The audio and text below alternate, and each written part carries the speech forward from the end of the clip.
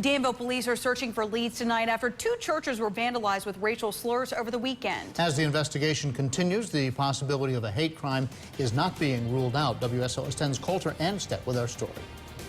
The black spray paint has been washed off the walls at River Oak Church, but the outline of the words are still visible. The vandalism was discovered around 7:45 yesterday morning. About 24 hours earlier, graffiti was discovered on the walls of Christ the King Lutheran Church. The walls were repainted by volunteers after the graffiti was washed off. It's too early to say there's a direct connection.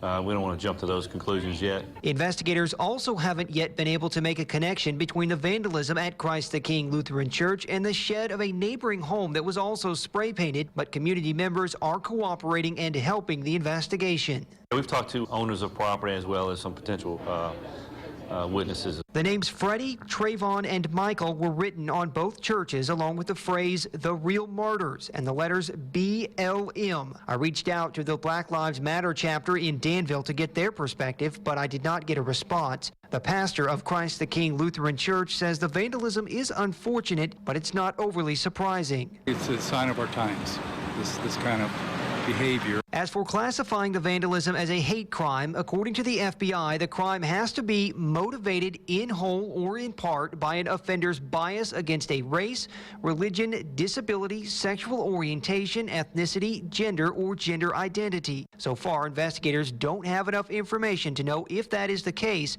but they are not ruling it out. In Danville, Coulter Anstead, WSLS 10.